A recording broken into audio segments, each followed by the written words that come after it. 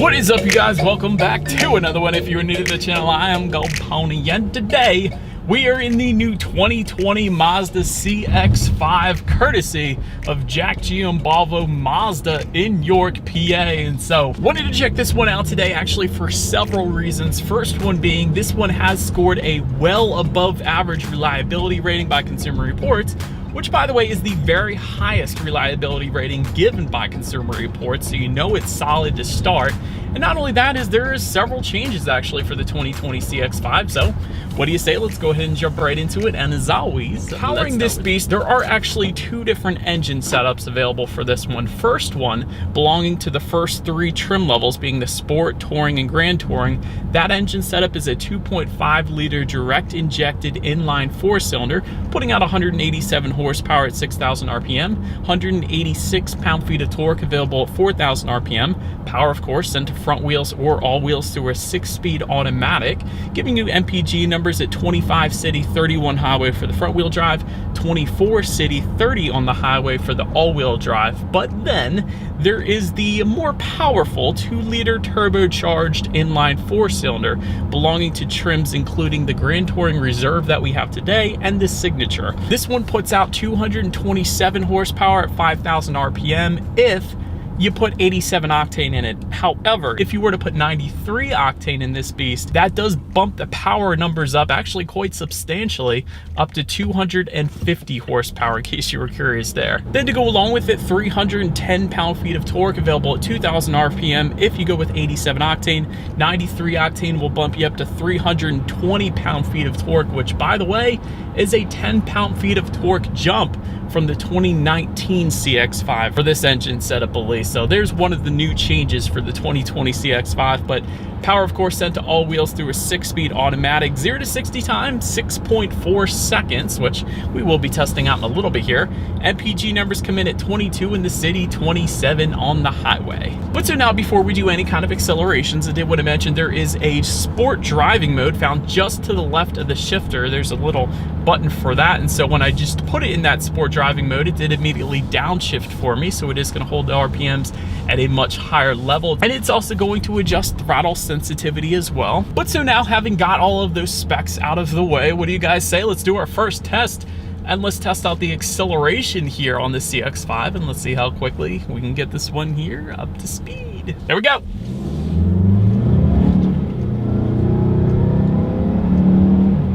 Huh. All right, definitely a very nice acceleration. I will say, I felt like it was shifting a bit early. Like, if I were to manually shift through the gears myself, which you can do, just slide the shifter all the way to the left, I kind of feel like I would have got a little bit of acceleration there. I feel like the Mazda CX-5 was shifting a bit early, but still plenty of an acceleration, of course. Not going to have any issues merging onto the highway or anything like that, but still, I feel like the CX-5 was holding back on me a little bit. That's all I'm saying, but definitely a very nice acceleration in this one. But to go along with that, as always, braking is equally important. And so up front, you will find 12.6-inch ventilated front discs. In the back, 11.9-inch solid rear discs. As far as the braking feel goes, it's been absolutely perfect for me so far today. Certainly no issues with braking feel or squishy brake or anything like that.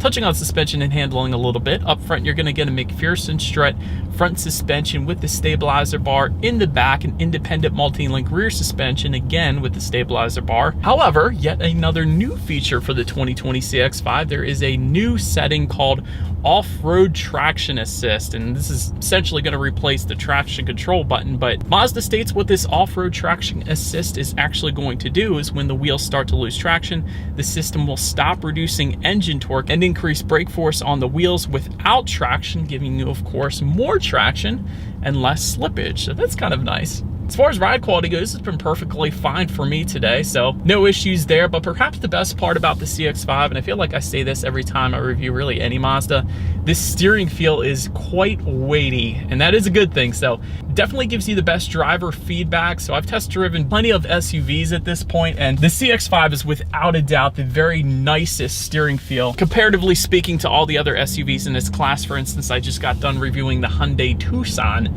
And it did have a nice steering feel, I gotta be honest, but definitely not as weighty as the CX-5. So I do prefer, as far as steering feels goes, the CX-5 is definitely at the top. So essentially what I'm saying is well done, Mazda. Very good job there. And to go along with that, let me mention yet another new feature for the 2020 CX-5. As far as cabin noise goes, it is quite nice. Certainly no issues there. But the best part about that cabin noise is there is a new engine harmonics enhancer, which adds a more refined and powerful sound into the cabin. So although I am cruising at a probably 25 miles per hour on these back roads right now, when you do hit the gas, you guys probably heard it during the acceleration. It definitely was a very nice sound being pumped into the cabin, so I definitely like that, and yet that is another new feature for the 2020 CX-5. But so anyways, touching on visibility, I can see perfectly fine out the back. As far as those headrests go, they are kind of on the larger side. It would have been nice if they could tuck down into the rear seats there to kind of add a little more visibility, at least if that second row was not in use. That's always a good thing, but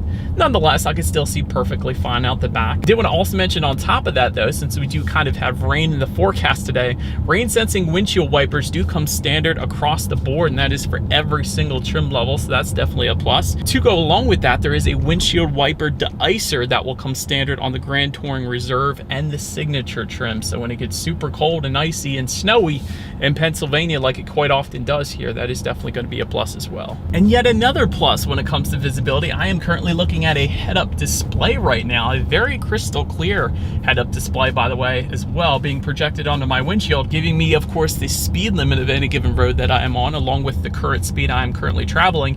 And I also came up at a stop sign back there, and it projected a little stop sign onto my windshield as well. So I think that's pretty cool. And of course, that better helps you keep your eyes on the road as well. So another little safety feature there, and certainly assisting with visibility overall. So I do love that. But that about rounds out the performance segment of this review. Let's now go ahead and take a look at the exterior of this jet black 2020 Mazda CX-5.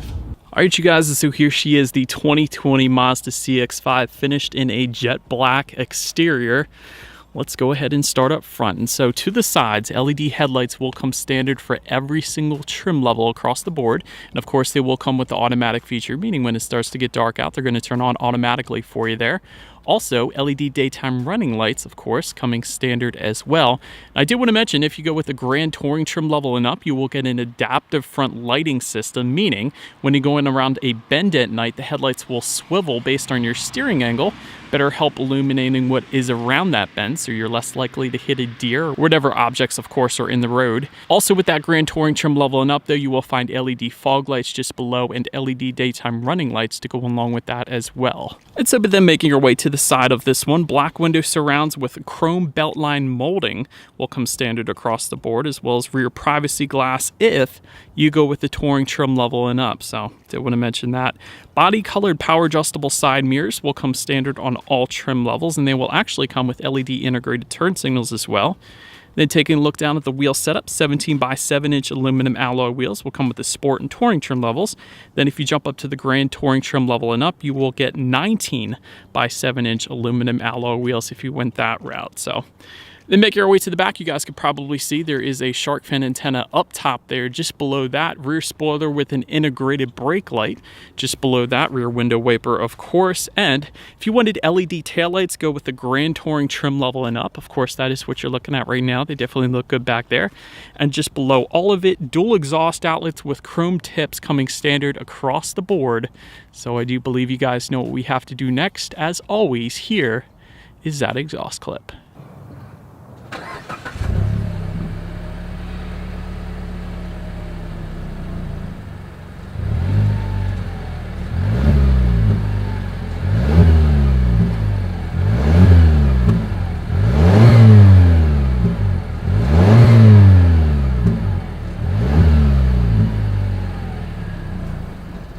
So, but now since we are around back of the CX-5, as far as opening that rear liftgate, there is a button on the key fob, so feel free to just press that. There's also a button on the actual liftgate, so there's a couple ways you can go about opening it up, but it is actually a power liftgate if you were to go with the Grand Touring trim level and up, if you wanted to go that route. But Once opened up, cargo capacity is going to come in at 30.9 cubic feet. If that was not enough space, of course, those rear seats do fold down, bumping the cubic feetness up to 59.6 cubic feet. And although the driving dynamics are absolutely amazing in the CX-5, this is probably one area of the CX-5 that could use a little bit of room for improvement is the cargo space, because that 59.6 cubic feet, that is less than its competitors like the Hyundai Tucson. Honda CR-V actually comes in at 75.8 cubic feet, which is a ton. Toyota RAV4 69.8. So a lot of the competitors do have a substantial bit more cargo space than the CX-5, but again, if you're looking for more of those driving dynamics, it really can't be beat, the CX-5 at least. So I suppose that's kind of the trade-off, but nonetheless, underneath that cargo floor, you can find a spare tire under there as well. But then making our way to the rear legroom, this is where the CX-5 gets actually pretty good. 39.6 inches of rear legroom space. For reference, I'm an even 6 feet tall. This is how much space I had back there, so actually plenty of space for me, so that's definitely nice. Rear ventilation comes standard on the Touring trim level and up. You will find a rear center armrest with cup holders again on the Touring trim level and up. You can actually get heated rear seats if you go with the Grand Touring Reserve that we have today or Signature trim level, so it's always nice spoiling the rear passengers with some heated rear seats. That's always a plus as well. Making our way to the front seats, manually adjustable cloth seats will come with the Sport trim level. You will find a power driver seat with power lumbar for the Touring trim level and up. And by the way, if you go with the Touring and up, you will also get heated front seats, and then will come with a leatherette finish with suede inserts. I've always liked that look actually, so that's a nice little seating setup there. Grand Touring trim level and up is going to give you memory settings for up to 2 different drivers, and that comes with a power adjustable passenger seat as well and leather finishes, and that is of course what you're looking at right now. And you will find ventilated front seats with the Grand Touring Reserve and Signature and Napa leather seating if you were to go specifically with the Signature trim level. But now let's go ahead and take a look at the steering wheel here. It is tilt and telescoping. It is leather wrapped actually as well for every single trim level. That is definitely nice there. It will come heated if you were to go with the Grand Touring Reserve trim level or the Signature trim level. And if you're curious, that heated steering wheel button is located just to the right of the push button start there, so that's where you're going to find that. Speaking of, when it comes to the startup, let me first start by showing you guys the key here. All the buttons are actually located on one side of the key, including that Mazda logo, lock, unlock, and the button to pop the rear hatch. But it is actually, though, a push button start for every single trim level, so all I am going to do here is put my foot on the brake and press that engine start button located just by the driver's right knee there. And so once started up, tachometer is all the way on your left. You have your fuel gauge all the way to the right, and then you have your speedometer, which is front and center, of course. And within that speedometer, there's actually a small little digital display which can be controlled by using the steering wheel mounted controls on the left side there. And that's going to give you things like trip A, trip B. There's some safety information up there when you need your next oil change. That's always nice. How many miles you have left until you hit empty. You can actually choose to just leave it on the full speedometer mode, where you actually have the needle up there front and center for taking up the full space there. But definitely plenty of things you could check out up there, so I did like that though. Taking a look at overall interior quality, power moonroof is going to come with a Grand Touring trim level and up. That's what you're looking at right now. Dual zone climate control up front there comes with the Touring trim level and up. All trims will get an overhead sunglass holder found up top there. Homelink controls for up to 3 different garage doors found on the rear view mirror will come with the Grand Touring trim level and up. Frameless rear view mirror is going to come with the Signature trim level only, so that is not what you were looking at right now, of course. You will actually get a black cloth headliner with that Signature trim as well, and there is going to be some added wood trim again if you went with the Signature. Although we don't have the wood, I do like the design that they did just above the passenger side glove box and on the doors there. It's not wood trim, but it looks pretty good. I kind of like it. But so anyways, just in front of the shifter, you do have a 12-volt power outlet. Nice little storage area with a rubberized bottom so things don't slide around as much. There's an electromechanical parking brake just behind the shifter, along with dual cup holders as well, of course. And within that center armrest, that's really where you can find all your hookups. For instance, there's 2 USB charging ports. There is yet another 12-volt power outlet, and of course you have some cubby space and a little felt tray thing just on top of it all too. So that's where you're going to find all your hookups essentially. But overall, I'm definitely not minding the interior. I wouldn't have minded seeing the wood trim on the Signature. I think that would definitely look pretty good, but this actually looks pretty good as it is, so no complaints from me. Let's go ahead now and take a look at the tech display front front and center here, you will find a 7-inch color touchscreen display if you were to go with the Sport, Touring, or Grand Touring trim levels. However, if you go with the Reserve or Signature, you will find an 8-inch color touchscreen display. But either way, you will still get Bluetooth and audio streaming regardless of which setup that you go with, along with Android Auto and Apple CarPlay if you go with the Touring trim level and up. That's not going to come on the Sport, unfortunately. So go with the Touring and up, and therefore you have free navigation through your smartphone. You can listen to like your Pandora songs up there, and there's a couple other apps as well.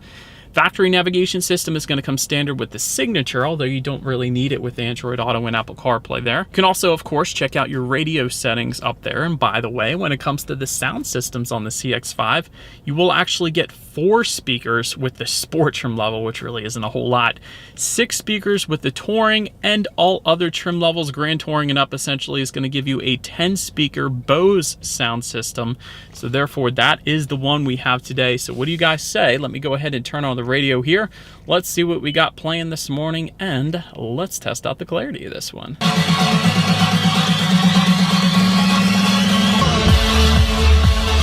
Actually really nice. And I've had Bose sound systems in my cars before. They've never failed me. They're always really good, and this one is no exception. So definitely a very nice sound system on the CX-5, at least with the Bose setup. I can vouch for that. But also, before we continue here, I wanted to mention there is another way you can go about accessing that display screen up there. It is a touchscreen, of course, but there is a circular dial and buttons just behind the shifter. So that's another route you can use, and that's probably the better option if you're actually driving, because it is a little bit of a reach there if you were to be driving and trying to access that. So that's why that is essentially there. But nonetheless, last thing I wanted to mention to you guys is when you do put the CX-5 in reverse, you will find a rear view camera letting you know who or what is behind you for all trim levels. And if you want with the Signature trim, you will also get a 360-degree monitor as well. So that's how you're going to go ahead and get that. And as always, that is going to lead us into safety. And so first thing I have to mention on the CX-5, it is a IIHS Top Safety Pick Plus, which is the very highest designation that IIHS gives out. So if you got kids,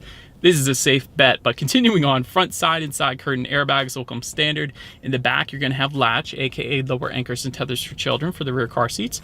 Rear child door locks, also standard back there. Tire pressure monitoring system. But some of the more exciting advanced safety features coming standard across the board here are a blind spot monitoring system with rear cross traffic alert, hill start assist, advanced smart city brake support with pedestrian detection, also adaptive cruise control with stop and go, forward collision warning, and lane departure warning with lane keep assist. And of course,